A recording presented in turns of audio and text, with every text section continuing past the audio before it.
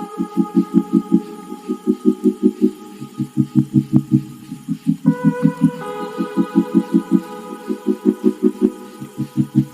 दोस्तों, कैसे हैं आप लोग।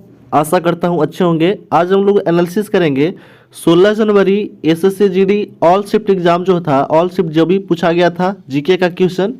एसएससी जीडी एग्जाम अभी चल रहा है और उसका जो क्वेश्चन है हम लोग जीके का वो एनालिसिस कर रहे हैं।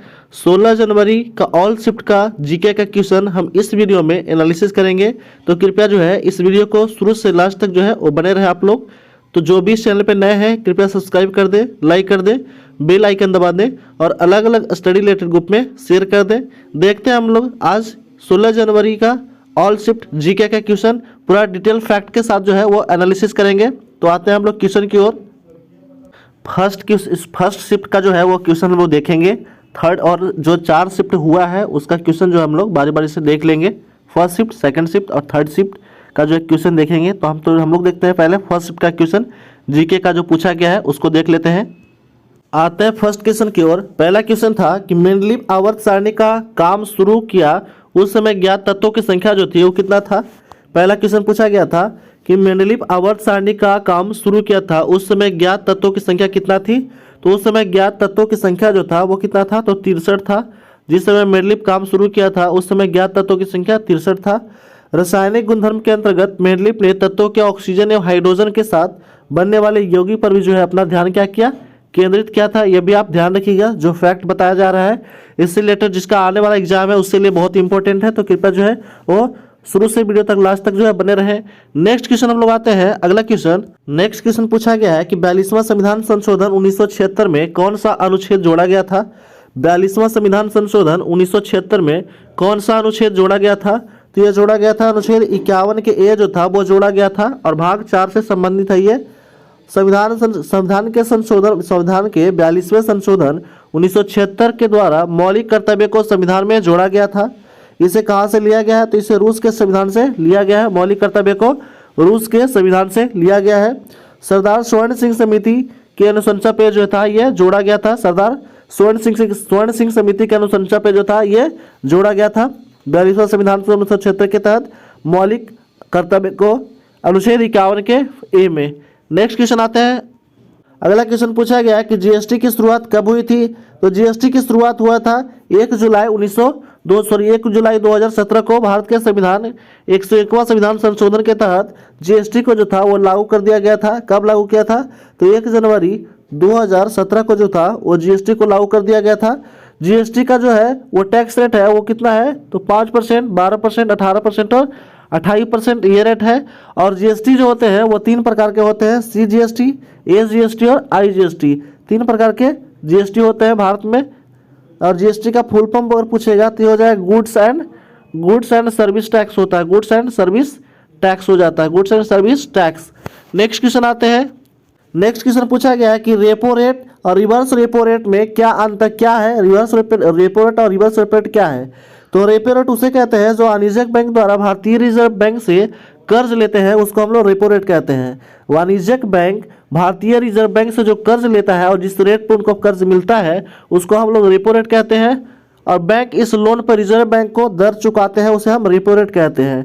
ठीक है, यानी कि रेपो रेट का मतलब होता है कि अगर कोई भी वाणिज्यिक बैंक आरबीआई से अगर पैसा लेता है तो उसको जितना इंटरेस्ट पे दिया जाता है उसको हम लोग रेपो रेट कहते हैं। और जिस रेट पे जो है अगर आरबीआई जो है कोई भी वाणिज्यिक बैंक से अगर पैसा लेता है तो जिस रेट पे लेता है उसको हम लोग रिवर्स रेपो रेट कहते हैं। नेक्स्ट क्वेश्चन हम लोग आते हैं अगला क्वेश्चन। नेक्स्ट क्वेश्चन पूछा गया है कि आयात पर नियंत्रण करने का उपयुक्त कारक क्या है। ठीक है, आयात पर नियंत्रण करने के लिए उपयुक्त कारक जो है वो क्या है। ठीक है, तो उपयुक्त कारक हो जाएगा टैरिफ आयात शुल्क। टैरिफ आयात शुल्क जो है ये उपयुक्त जो है वो कारक हो जाएगा। आयात पर नियंत्रण करने के लिए उपयुक्त कारक क्या है, तो उपयुक्त कारक हो जाएगा टैरिफ आयात शुल्क हो जाएगा। टैरिफ आयात शुल्क हो जाएगा। नेक्स्ट हम लोग क्वेश्चन आते हैं अगला क्वेश्चन की ओर। अगला क्वेश्चन कह रहा है कि पश्चिम बंगाल के राज्यपाल पूछा गया था आपसे। तो पश्चिम बंगाल के राज्यपाल है जो है अभी करंट से क्वेश्चन पूछा गया था। तो पश्चिम बंगाल के राज्यपाल हो जाएगा सीवी आनंद बोस हो जाएंगे। नेक्स्ट क्वेश्चन आते हैं। नेक्स्ट क्वेश्चन पूछा गया है कि भारत का कौन सा पड़ोसी देश राष्ट्रमंडल खेलों में भाग नहीं लेता है। भारत का कौन सा पड़ोसी देश जो है वो राष्ट्रमंडल खेलों में भाग नहीं लेता है? तो ये हो जाएगा नेपाल, भूटान, चीन, म्यांमार और Afghanistan.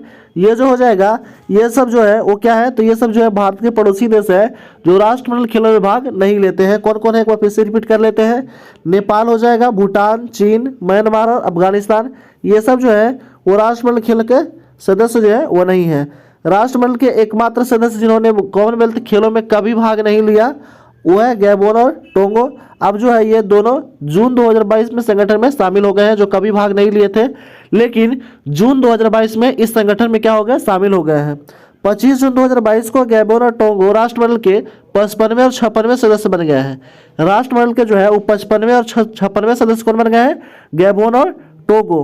Commonwealth nation Asia, Africa, America, Europe और प्रशांत क्षेत्र के जो है ये जो है से संबंधित है। नेक्स्ट हम लोग क्वेश्चन आते हैं अगला क्वेश्चन की ओर। नेक्स्ट क्वेश्चन है कि सिक्किम में किया जाने वाला नृत्य कौन सा है? ये क्वेश्चन पूछा गया था आपसे। सिक्किम में किया जाने वाला नृत्य जो है वो कौन सा है? तो सिक्किम में किया जाने वाला नृत्य जो है वो हो जाएगा आपका, ये हो जाएगा सिंधी छाम, याक छाम, तमांग सेलो और मारूनी नाच। ये सब में से कोई भी जो भी आपको ऑप्शन होगा वो सही होगा। आप लोग जो मारे होंगे वो आशा करते हैं कि सही मारे होंगे। ये सब जो है कोई भी अगर ऑप्शन होगा तो सही होगा। सिक्किम के प्रमुख त्यौहार जो है वो है सागा दवा, फिर है पंग, लाहबसोल। ये सब जो है क्या है, त्यौहार है सिक्किम का। सिक्किम के जो है अभी जो है वो सीएम जो है वो कौन है, तो सिक्किम में सीएम है प्रेम सिंह तमांग और राज्यपाल है गंगा प्रसाद। नेक्स्ट क्वेश्चन आते हैं हम लोग अगला क्वेश्चन। नेक्स्ट क्वेश्चन पूछा गया था कि लोकसभा में अब तक कितने बार आम चुनाव हुए हैं? तो लोकसभा में अभी तक जो है वो 17 बार आम चुनाव हो चुके हैं और 17वें लोकसभा के अध्यक्ष जो है कौन है, तो ओम बिरला है। और 18वीं लोकसभा जो है होगा वो कब होगा चुनाव, 2024 में होगा। नेक्स्ट क्वेश्चन आते हैं हम लोग अगला क्वेश्चन। अगला क्वेश्चन पूछा गया था कि यूपी विधानसभा क्षेत्र में गोला गोरखनाथ में हुए उपचुनाव में विजेता जो है वो कौन रहे थे? तो विजेता रहे थे अमनगिरी। अमनगिरी जो थे यही विजेता थे जो बीजेपी से पार्टी से संबंधित है। यूपी विधानसभा क्षेत्र में गोला गोरखनाथ में हुए उपचुनाव में जो है वो कौन विजेता रहे थे? तो अमनगिरी जो बीजेपी के नेता है। नेक्स्ट हम लोग क्वेश्चन आते हैं अगला क्वेश्चन की ओर। नेक्स्ट क्वेश्चन पूछा गया है कि जालियांवाला बाग जो है वो कहाँ पर है? जालियांवाला बाग हत्याकांड जो हुआ था ये जगह कहाँ पे है जालियांवाला बाग? तो ये हो जाएगा अमृतसर, पंजाब में है। अमृतसर कहाँ है? पंजाब में। जालियांवाला बाग नरसंहार मास्कर जो हुआ था वो नरसंहार हुआ था 13 अप्रैल 1919 को हुआ था। कब हुआ था? तो 13 अप्रैल 1919 को जालियांवाला बाग हत्याकांड जो हुआ था वो 13 अप्रैल 1919 को हुआ था। और इसमें जनरल डायर जो थे इनके आदेश पे जो था वो ये सब किया गया था। और लॉर्ड चेम्सफोर्ड जो थे इसके में से वायसराय थे, उस समय कौन थे वायसराय? लॉर्ड चेम्सफोर्ड थे, लॉर्ड चेम्सफोर्ड। जालियांवाला बाग हत्याकांड रॉयलेट एक्ट के विरोध परिणाम था। जालियांवाला बाग हत्याकांड जो था वो रॉयलेट एक्ट का एक जो था एक क्या था, विरोधी परिणाम था। नेक्स्ट हम लोग क्वेश्चन आते हैं अगला क्वेश्चन पूछा गया था कि बुद्ध चरित्र किसकी रचना है और इसके रचनाकार किसके दरबारी कवि हैं? ये क्वेश्चन पूछा गया था आपसे। तो बुद्ध चरित्र जो है वो बुद्ध की जीवनी, बुद्ध चरित्र के रचनाकार कवि जो है वो अश्वघोष है, जो किसके दरबार में रहते थे? तो कनिष्क के दरबार में रहते थे। बुद्ध चरित्र जो था वो बुद्ध चरित्र के रचनाकार जो है वो अश्वघोष है, जो कनिष्क के दरबार में रहते थे। अश्वघोष द्वारा अन्य रचना है सौंदरानंद कानम्य, गंडी अस्त्रो गाथा और सारित्र पुत्र कर्मण्य जो है ये जो है अश्वघोष द्वारा रचित जो है वो रचना है। अष्टाध्यायी की लेखक है पाणिनि। मुद्रा राक्षस के लेखक जो है वो कौन है? तो विशाखा दत्त है मुद्रा राक्षस के लेखक। गीत गोविंद के लेखक है जयदेव और रामायण के लेखक कौन है? तो वाल्मीकि है। ये आप ध्यान रखिएगा। नेक्स्ट क्वेश्चन आते हैं। नेक्स्ट क्वेश्चन पूछा गया है कि विश्वनाथन आनंद किस देश से संबंधित है? ये क्वेश्चन पूछा गया था आपसे कि विश्वनाथन आनंद जो है वो किस देश से संबंधित है? तो ये एक चेस प्लेयर है, इंडिया का महान चेस प्लेयर है। India chess player grand master है जो चेन्नई तमिलनाडु से संबंधित है।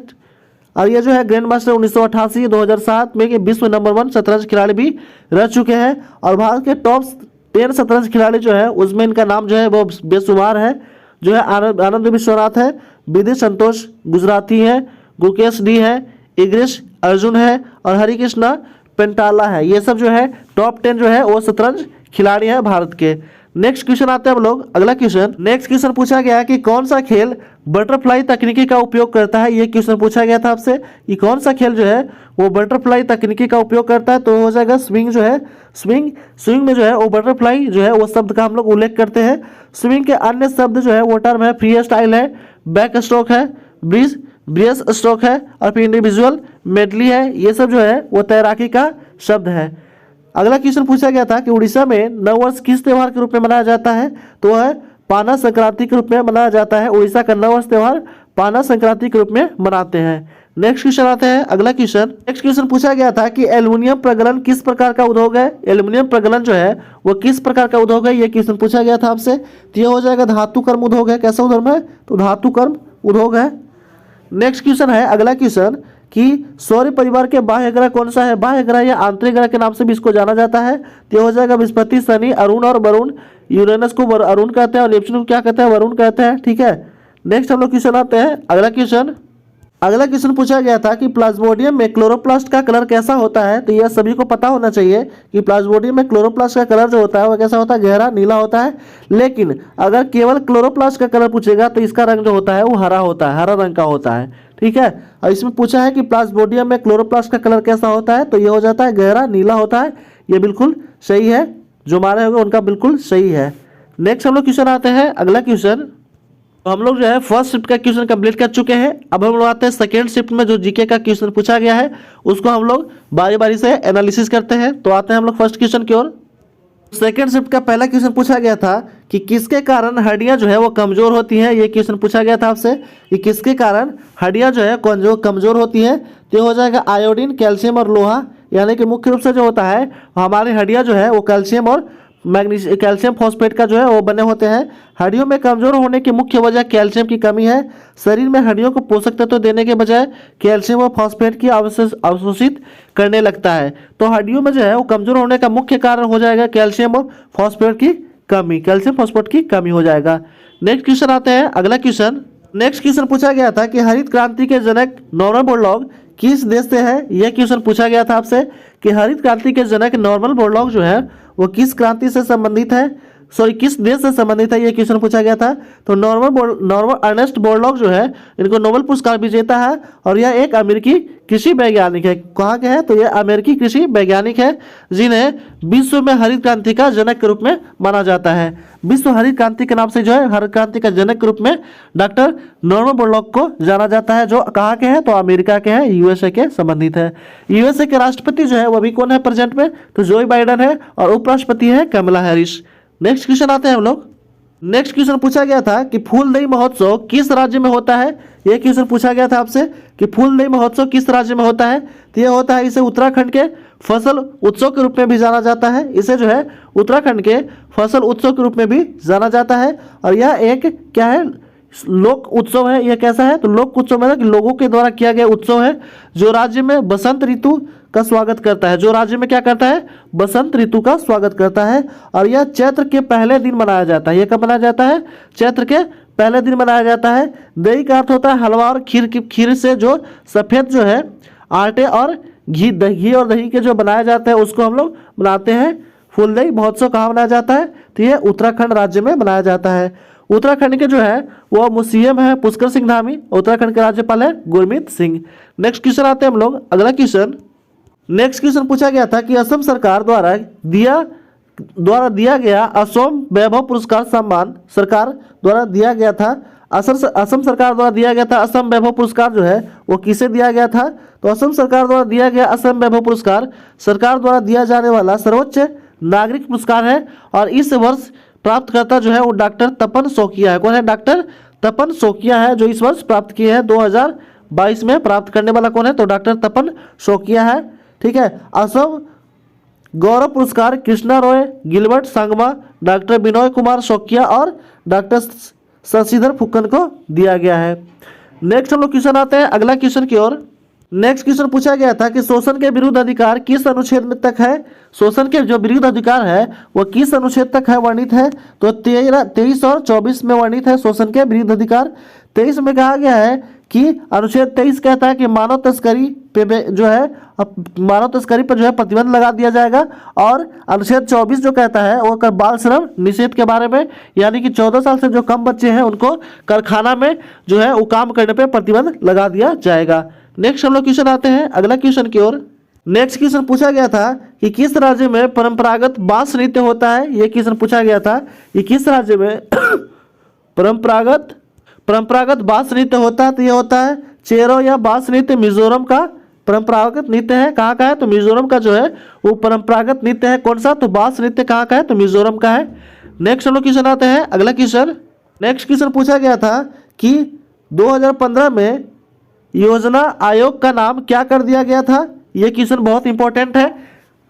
योजना आयोग का जो है नाम 2015 में चेंज कर दिया गया था, और चेंज करके क्या कर दिया गया था? तो ये कर दिया गया था, नीति आयोग कर दिया गया था। 1 जनवरी 2015 को योजना आयोग का नाम बदल करके नीति आयोग कर दिया गया था। किसके द्वारा? तो प्रधानमंत्री नरेंद्र मोदी के द्वारा जो था ये नाम चेंज कर दिया गया था। और नीति का फुल फॉर्म होता है national institution for transforming India होता है। नीति आयोग का अध्यक्ष होता है भारत के प्रधानमंत्री, और नीति आयोग का उपाध्यक्ष होता है, अध्यक्ष जो है अभी प्रेजेंट में कौन है? तो सुमन बेरी है प्रेजेंट में अध्यक्ष। नेक्स्ट हम लोग क्वेश्चन आते हैं अगला क्वेश्चन की ओर। नेक्स्ट क्वेश्चन पूछा गया था कि मगध की राजधानी पाटलिपुत्र से पहले कहाँ थी? ये क्वेश्चन पूछा गया था आपसे कि मगध की राजधानी पाटलिपुत्र से पहले कहाँ थी? तो ये मगध की राजधानी, प्राचीन राजधानी जो थी वो कहाँ थी? राजगिरी थी। पाटलिपुत्र से पहले इसकी राजधानी कहाँ थी? तो राजगिरी थी, जो 5 पहाड़ियों से घिरा नगर था। राजगिर जो था वो कैसा था? तो 5 पहाड़ियों से घिरा एक नगर था।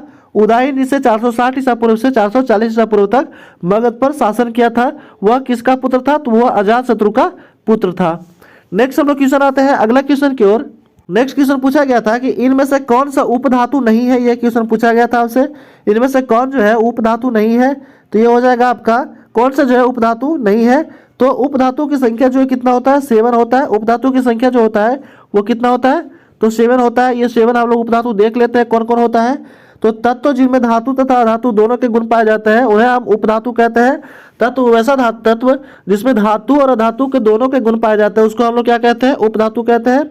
और उपधातु की संख्या जो है कितना है पीरियोडिक टेबल में? पूरे जो है वो 7 है। कौन है? पहला है बोरॉन है, सिलिकॉन है, जर्मेनियम है, आर्सेनिक है, एंटीमनी है, टेरेलियम है और पोलोनियम है। ये जो है 5 जो है क्या है? तो 5 जो है 7 जो है ये क्या है? उपधातु है। और आप पीरियोडिक टेबल में जब भी जाइएगा तो जिगजैग होगा, जिगजैग जहाँ पे तिरछा तिरछा करके होगा कलर में, वही जो है वो क्या है? उपधातु है। नेक्स्ट हम लोग आते हैं अगला क्वेश्चन की ओर। अगला क्वेश्चन पूछा गया था कि राष्ट्रीय महिला आयोग का गठन कब हुआ था? ये क्वेश्चन पूछा गया था कि राष्ट्रीय महिला आयोग का गठन जो हुआ था वो कब हुआ था? तो ये गठन हुआ था 31 जनवरी 1992 को जो था वो राष्ट्रीय महिला आयोग का गठन किया गया था, जिसका नोडल मंत्रालय महिला एवं बाल विकास मंत्रालय जो होता है यह स्थापना ये होते हैं। और प्रमुख कार्य महिलाओं के संवैधानिक और कानूनिक सुरक्षा सुनिश्चित करने और उनके विधायक सुझावों को सिफारिश करने और शिकायतों को निवारण करने से संबंधित है ये। और इसका मुख्यालय अगर पूछता है तो कहाँ है? तो मुख्यालय जो है वो नई दिल्ली में है। और इनका प्रथम अध्यक्ष जो है वो जयंती पटनायक है, जिनका हाल ही में क्या हो गया? निधन हो गया है। जयंती पटनायक का निधन हो गया है। नेक्स्ट हम लोग क्वेश्चन आता है अगला क्वेश्चन। नेक्स्ट क्वेश्चन पूछा गया था कि 1867 में किस समाज की स्थापना हुई थी? 1867 में किस समाज की स्थापना किया गया था? तो स्थापना किया गया था सामाजिक धार्मिक सुधार के लिए प्रार्थना समाज की स्थापना किया गया था 1867 में। 31 मार्च 1867 में जो था इसकी स्थापना किया जाता है। किसके द्वारा? तो आत्मारंग पांडुरंग के द्वारा किया जाता है। बम्बई में आत्मारंग पांडुरंग के द्वारा किया जाता है, की गई थी। और राजा राम मोहन राय द्वारा ब्रह्म समाज की स्थापना 20 अगस्त 1828 में किया गया था। यह भी बहुत इंपॉर्टेंट है। और आर्य समाज की स्थापना स्वामी दयानंद सरस्वती के द्वारा 1875 में बम्बई में ही किया गया था। यह भी आप ध्यान रखिएगा, बहुत इंपॉर्टेंट है। जिनका एग्जाम आने वाला है उनके लिए बहुत इंपॉर्टेंट है। जो फैक्ट दिया गया है उसको आप बढ़िया से अच्छे से 1-2 बार वीडियो को रिपीट करके देख लें। और जो भी इस चैनल पर नए हैं कृपया सब्सक्राइब कर दें, लाइक कर दें, बेल आइकन दबा दें और अलग अलग स्टडी रिलेटेड ग्रुप में शेयर कर दें। आते हैं हम लोग नेक्स्ट क्वेश्चन की ओर। अगला क्वेश्चन है, नेक्स्ट क्वेश्चन पूछा गया था कि 12वां अंडर 90 विश्व कप 2022 कहाँ आयोजित किया गया था? तो ये आयोजित किया गया था आपका वेस्ट इंडीज़ में। कहाँ आयोजित किया गया था? वेस्ट इंडीज़ में इसका आयोजित किया गया था। नेक्स्ट क्वेश्चन आते हैं। अगला क्वेश्चन पूछा गया था कि ई अमृत 2.0 मिशन निम्नलिखित में से किससे संबंधित था? ये क्वेश्चन पूछा गया था कि ई अमृत 2.0 मिशन निम्नलिखित में से किससे संबंधित था? तो इसका आंसर जो हो जाएगा वो हो जाएगा प्रधानमंत्री शहरी क्षेत्रों को बदलने के लिए योजना शुरू की अमृत 2.0 और स्वच्छ भारत मिशन के लिए शहरी 2.0 जो है योजना शुरू किया गया था। तो ई अमृत योजना जो था वो किससे संबंधित है? तो स्वास्थ्य से संबंधित है, डिजिटलीकरण, वित्तीय स्थिरता और नियमित पानी की आपूर्ति से संबंधित है। ई अमृत योजना ये संबंधित है। नेक्स्ट हम लोग क्वेश्चन आते हैं अगला क्वेश्चन की ओर। अगला क्वेश्चन कहता है कि कौन राज्य विधानसभा के सत्र के दौरान अध्यादेश पारित करते हैं। ये क्वेश्चन पूछा गया था कि कौन सा राज्य विधानसभा के सत्र के दौरान अध्यादेश पारित करते हैं। तो इसका आंसर है भारत के संविधान का अनुच्छेद 213 राज्यपाल की अध्यादेश बनाने की शक्ति संबंधित है। कौन सा अनुच्छेद? तो अनुच्छेद जो है 213 से जो संबंधित है, राज्यपाल की अध्यादेश बनाने की शक्ति से संबंधित है। जब राज्य विधानसभा सत्र में नहीं होती है तो राज्यपाल अध्यादेश को प्रख्यापित कर सकता है और इन अध्यादेशों को राज्य सरकार द्वारा इसके पुनः सम्मिलित होने के 6 सप्ताह के भीतर अनुमोदित किया जाना चाहिए। यह जो है राइट आंसर हो जाएगा। नेक्स्ट हम लोग क्वेश्चन आते हैं, यह पारित किया जाता है राज्यपाल के द्वारा, यह ध्यान रखिएगा, आंसर हो जाएगा राज्यपाल। नेक्स्ट हम लोग क्वेश्चन आते हैं। नेक्स्ट क्वेश्चन कहता है कि गुलाबो सपेरा नर्तक किस नृत्य से संबंधित है। ये क्वेश्चन पूछा गया था आपसे। गुलाबो सपेरा नर्तक जो है वो किस नृत्य से संबंधित है। तो गुलाबो बाई कालबेलिया जाति की प्रसिद्ध जो है वो क्या है, नृत्यांगना है।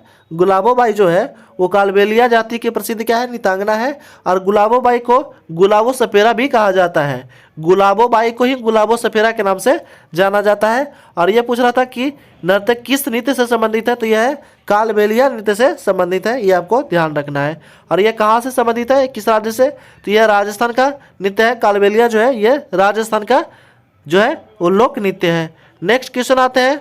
अगला क्वेश्चन कहता है कि बास्केटबॉल से संबंधित कौन सा कथन गलत है करके आया था। बास्केटबॉल से संबंधित कौन सा कथन गलत है, यह था क्वेश्चन पूछा गया था। बास्केटबॉल से संबंधित कप जो है ट्रॉफी नेहरू कप है। फेडरेशन कप बास्केटबॉल खेल जो खिलाड़ी की संख्या कितना होता है, 5 होता है।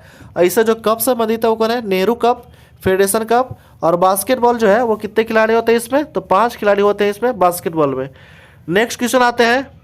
अगला क्वेश्चन पूछा गया था कि नेट एनएनपी जो है, नेट एनएनपी वो किससे संबंधित है। तो ये जो था ये फार्मूला होता है आपको जीडीपी निकालने के लिए, एक फार्मूला होता है नेट एएनपी निकालने के लिए।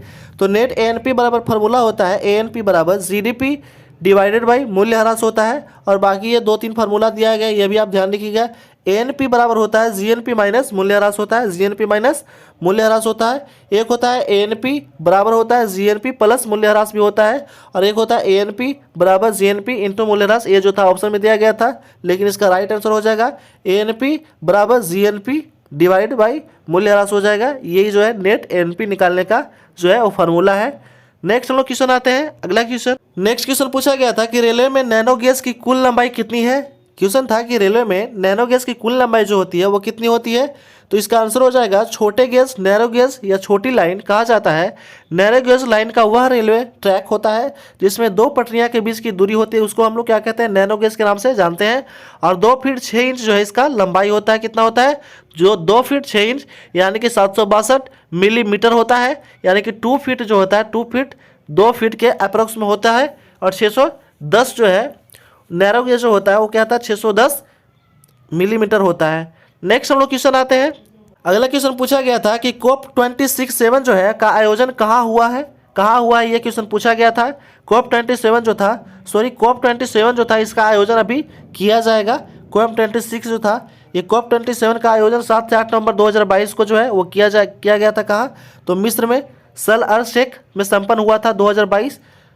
कोप 27 जो था ये कहाँ संपन्न हुआ है, तो ये संपन्न हुआ है मिस्र में, मिस्र के शर्म अल शेख में संपन्न हुआ है। कब हुआ है, तो 7 से 18 नवंबर 2022 को। और अगर क्वेश्चन पूछेगा आपसे, क्वेश्चन पूछेगा कि कोप 26 अगर कहाँ हुआ था, तो कोप 26 जो हुआ था ये हुआ था आपको ग्लासगो स्कॉटलैंड में हुआ था। कहाँ हुआ था, ग्लासगो स्कॉटलैंड में हुआ था, स्कॉटलैंड में हुआ था।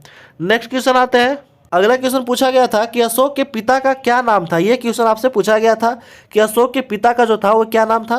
तो अशोक मौर्य वंश का तीसरा शासक था। अशोक जो था वो मौर्य वंश का कौन सा शासक था, तो तीसरा शासक था। इन्होंने 268 से 232 ईसा पूर्व तक शासन किया था। मगध पे जो था इन्हें ये जो थे 268 से 232 तक शासन किया था। अशोक को चंदाशोक के नाम से भी जाना जाता है। और उन्होंने सी स्तंभ अर्थात अशोक स्तंभ का भी निर्माण करवाया था। सी स्तंभ अर्थात अशोक स्तंभ का भी क्या करवाया था, निर्माण करवाया था। और इनके पिता का नाम था बिंदुसार और माता का क्या नाम था, सुभद्रांगी था माता का नाम था। नेक्स्ट हम लोग क्वेश्चन आते हैं। अगला क्वेश्चन हम लोग टाइप जो है वो 3 जो है शिफ्ट का जो है वो क्वेश्चन हम लोग एंट्री कर चुके हैं। 3 थर्ड शिफ्ट का जो क्वेश्चन है वो भी हम लोग देख रहे हैं। और ये फर्स्ट क्वेश्चन हो चुका है। सेकंड क्वेश्चन कह रहा है कि 2 नवंबर 2022 तक सेंट्रल हेल्थ मिनिस्टर कौन है। ये क्वेश्चन आपसे पूछा गया था, करंट का क्वेश्चन है ये। 2 नवंबर 2022 तक सेंट्रल हेल्थ मिनिस्टर कौन थे, तो ये भारत के वर्तमान में स्वास्थ्य मंत्री मनसुख मंडाविया है और 7 जुलाई 2021 को इस पद पे क्या हुए थे, तो आसीन हुए थे, यानी कि अभी प्रेजेंट में भी यही है मनसुख मंडाविया। और इनके पहले जो थे वो कौन थे, इसके पहले जो थे हर्षवर्धन थे, ठीक है, हर्षवर्धन थे। नेक्स्ट हम लोग क्वेश्चन आते हैं, अगला क्वेश्चन। नेक्स्ट क्वेश्चन पूछा गया है कि संसद के उच्च सदन के रूप में जाना जाता है किसको, तो संसद के जो है उच्च सदन और निम्न सदन 2 सदन होते हैं। एक होता है उच्च सदन के नाम से जाना जाता है और एक होता है निम्न सदन। तो राज्यसभा सभा को भारतीय संसद का उच्च सदन कहा जाता है। यह सभी को पता होना चाहिए कि राज्यसभा, भारत के जो राज्यसभा है संसद का राज्यसभा, उसको हम उच्च सदन के रूप में जानते हैं। और जो है इसका अनुच्छेद चर्चा अनुच्छेद 80 में किया गया है। और निम्न सदन की अगर बात करता है तो निम्न सदन जो है वो हम लोग लोकसभा को कहते हैं निम्न सदन। लोकसभा को निम्न सदन के नाम से भी जाना जाता है। नेक्स्ट क्वेश्चन आते हैं, अगला क्वेश्चन पूछा गया था कि देश का सबसे गहरा बंदरगाह कौन सा है। यह क्वेश्चन पूछा गया था कि देश का सबसे गहरा बंदरगाह जो है वो कौन सा है। तो देश का सबसे गहरा बंदरगाह जो है ये पूर्वी तट पे आंध्र प्रदेश में स्थित है, महानगर विशाखापत्तनम में स्थित है, जो आंध्र प्रदेश महानगर में स्थित है। यह बंदरगाह देश का पूर्वी तट पे आंध्र प्रदेश के महानगर विशाखापत्तनम में स्थित है, ठीक है। यह प्राकृतिक और गहरा बंदरगाह है। यह भारत का सबसे गहरा बंदरगाह कौन है, तो विशाखापत्तनम का बंदरगाह जो है वो सबसे गहरा बंदरगाह है, विशाखापत्तनम का बंदरगाह। और यह जो है कौन से राज्य के अंतर्गत आता है, तो यह आंध्र प्रदेश राज्य के अंतर्गत आता है। आंध्र प्रदेश का भी प्रेजेंट में जो है सीएम जो है वो कौन है, तो है वाईएस जगनमोहन रेड्डी। और आंध्र प्रदेश के राज्यपाल है विश्वभूषण हरिचंदन। नेक्स्ट हम लोग क्वेश्चन आते हैं अगला क्वेश्चन की ओर। नेक्स्ट क्वेश्चन पूछा गया था कि आगा खां किस खेल से संबंधित है। यह क्वेश्चन पूछा गया था, यानी कि जो है आपको स्पोर्ट्स से भी क्वेश्चन जो है वो आ रहे हैं, देखने के लिए मिल रहे हैं। तो आप जो है स्पोर्ट्स से भी देख लीजिएगा, 6 प्रमुख शब्दावली और ट्रॉफी से रिलेटेड जो है वो क्वेश्चन जो आ रहा है क्वेश्चन, तो आप देख लीजिएगा एक बार। हॉकी से संबंधित ट्रॉफियाँ Aga Khan cup, Beighton cup, Dhyanchand trophy, lady Ratan Tata trophy, Nehru trophy, Rangaswamy trophy, Scindia trophy, विश्व कप, मास्टर्स चैंपियंस ट्रॉफी, ये सभी ट्रॉफी जो है ये किससे संबंधित है, तो ये सभी ट्रॉफी जो है वो हॉकी से संबंधित है। आगा खां का जो ट्रॉफी जो है ये भी खेल जो किससे संबंधित है, तो ये संबंधित है हॉकी से संबंधित है। नेक्स्ट हम लोग क्वेश्चन आते हैं, अगला क्वेश्चन कहता है कि अरुणाचल प्रदेश के कौन सा हवाई अड्डा मोदी जी ने उद्घाटन किया है। क्वेश्चन पूछा गया था आपसे कि अरुणाचल प्रदेश के कौन से हवाई अड्डा का मोदी जी जो है उद्घाटन किए थे, ये क्वेश्चन पूछा गया था। प्रधानमंत्री नरेंद्र मोदी द्वारा आज ईटानगर में, ठीक है, मोदी द्वारा ईटानगर के होलांगी में अरुणाचल प्रदेश के पहले ग्रीनफील्ड हवाई अड्डे डोनी पोलो एयरपोर्ट का उद्घाटन किया गया था। यह भी आप ध्यान में रखिएगा कि एयरपोर्ट का क्या नाम था, तो डोनी पोलो एयरपोर्ट का नाम था, और जिसका उद्घाटन, ये पहला ग्रीनफील्ड हवाई अड्डा जो है जिसका नाम है डोनी पोलो एयरपोर्ट, जिसका उद्घाटन प्रधानमंत्री नरेंद्र मोदी के द्वारा किया गया था। नेक्स्ट क्वेश्चन आते हैं, अगला क्वेश्चन पूछा गया था आपसे कि 7वीं पंचवर्षीय योजना की वास्तविक प्राप्ति कितनी थी। यह क्वेश्चन पूछा गया था, यानी कि पंचवर्षीय योजना से भी क्वेश्चन आ रहा है, ठीक है। 7वीं पंचवर्षीय योजना की वास्तविक प्राप्ति जो थी वो कितनी थी, तो ऑप्शन था 8, 6, 3 और 12। तो इसका हो जाएगा लक्षित वृद्धि दर 5% थी, जबकि वास्तविक विकास दर जो था वो 6.01% रहा था, ठीक है। 7वीं पंचवर्षीय योजना का कार्यकाल जो रहा था वो कब से कब तक, 1985 से 90 तक रहा था। 1985 से कब तक रहा था, तो 90 तक रहा था कार्यकाल 7वीं पंचवर्षीय योजना का। और यह पहली पंचवर्षीय योजना का कार्यकाल पूछेगा तो 1951 से लेकर के 1951 से 56 तक पहली पंचवर्षीय योजना का कार्यकाल रहा था। नेक्स्ट हम लोग क्वेश्चन आते हैं अगला क्वेश्चन की ओर। नेक्स्ट क्वेश्चन पूछा गया था कि धोने का सोडा होना चाहिए। सोडा का फॉर्मूला मिस्टेक टाइपिंग हो गया है। धोने का सोडा का फॉर्मूला जो होता है वो क्या होता है, धोन सोडा का फॉर्मूला पूछा था आपसे। तो सोडियम कार्बोनेट एक अकार्बनिक यौगिक है जिसका रासायनिक सूत्र जो होता है वो Na2CO3 होता है, जिसको हम लोग धोने का सोडा भी कहते हैं। इसको क्या कहते हैं, धोने का सोडा के नाम से भी जाना जाता है। और इसका एक नाम और है सोडियम कार्बोनेट भी इसको कहते हैं, सोडियम कार्बोनेट के नाम से भी जाना जाता है। ये इसका फॉर्मूला होता है Na2CO3 होता है, Na2CO3 होता है। नेक्स्ट क्वेश्चन आते हैं हम लोग अगला क्वेश्चन। नेक्स्ट क्वेश्चन पूछा गया था आपसे कि मूर्खों का सोना का सूत्र पूछा गया था कि मूर्खों का सोना का सूत्र जो होता है वो क्या होता है, तो आयरन पाइराइड जो होता है जिसे मूर्खों का सोना के नाम से भी जाना जाता है, जिसका रासायनिक सूत्र जो होता है वो क्या होता है, Fe2 होता है। क्या होता है, Fe2 होता है, जिसको हम लोग आयरन जो है सल्फाइड या आयरन पाइराइड्स के नाम से भी, आयरन डाइसल्फाइड या आयरन पाइराइड्स के नाम से भी जाना जाता है। नेक्स्ट हम लोग क्वेश्चन आते हैं अगला क्वेश्चन। नेक्स्ट क्वेश्चन पूछा गया था कि मृत सागर किन दो देशों को विभाजित करता है। यह क्वेश्चन आपसे पूछा गया था कि मृत सागर जो है वह किन दो देशों को विभाजित करता है। तो यह विभाजित करता है, मृत सागर एक नमक की झील है। मृत सागर कैसा झील है? तो एक नमक का झील है, नमक का झील है। और पूर्व में जॉर्डन और पश्चिम में इजराइल द्वारा सीमाबद्ध है। किसके द्वारा सीमाबद्ध है?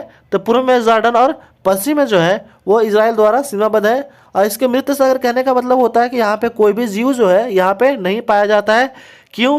क्योंकि नहीं पाने का एक रीज़न है कि यहाँ पे नमक का मात्रा इतना ज़्यादा है कि कोई भी जो है जीव यहाँ पे सर्वाइव जी नहीं सकता है, इसीलिए जो है यहाँ पे मृत सागर के नाम से भी इसको जाना जाता है। नेक्स्ट क्वेश्चन हम लोग आते हैं अगला क्वेश्चन की ओर। अगला क्वेश्चन पूछा गया था आपसे कि भारत में उपभोक्ता संरक्षण अधिनियम कब पारित किया गया था। यह क्वेश्चन पूछा गया था कि भारत में उपभोक्ता संरक्षण अधिनियम कब पारित किया गया था।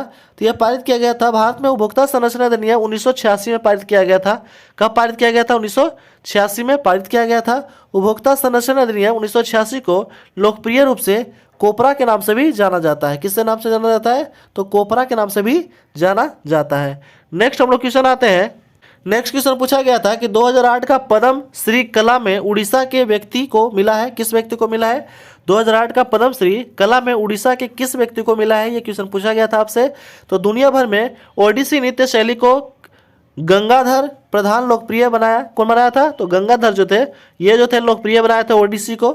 और नृत्य में योगदान के लिए उन्हें 2008 में पद्मश्री से सम्मानित किया गया था कि न, तो गंगाधर को जो है 2008 में जो है पद्मश्री से सम्मानित किया गया था। यह जो है कैसा नृत्य है? तो यह शास्त्रीय नृत्य है। ओडिसी जो है जो ओडिशा का एक शास्त्रीय नृत्य है।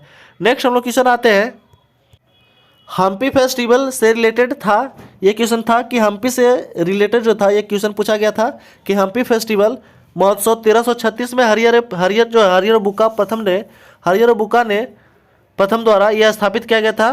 हम्पी जो था विजयनगर साम्राज्य की स्थापना किया गया था कब? तो 1336 में। किसके द्वारा? तो हरिहर बुक्का प्रथम के द्वारा जो था ये स्थापित किया गया था। और एक उत्सव अस्तित्व में जो था साम्राज्य था, और ये क्या था? एक उत्सव है। यह 3 दिवसीय उत्सव है जो विरूपाक्ष मंदिर में होता है। कहाँ होता है? तो विरूपाक्ष मंदिर में होता है। और हम्पी को 1986 में यूनेस्को द्वारा विश्व धरोहर स्थल जो है वो घोषित किया गया था। और हम्पी कहाँ है? तो कर्नाटक में स्थित है। हम्पी जो है वो कर्नाटक में स्थित है। इस तरह जो है हम लोग जितना शिफ्ट जो था 16 जनवरी का ऑल शिफ्ट जितना जीके का क्वेश्चन हम लोग इस वीडियो में कंप्लीट कर चुके हैं। तो कृपया जो भी इस चैनल पर नए हैं सब्सक्राइब कर दें, लाइक कर दें, बेल आइकन दबा दें और अलग अलग स्टडी रिलेटेड ग्रुप में शेयर कर दें। Thanks for watching.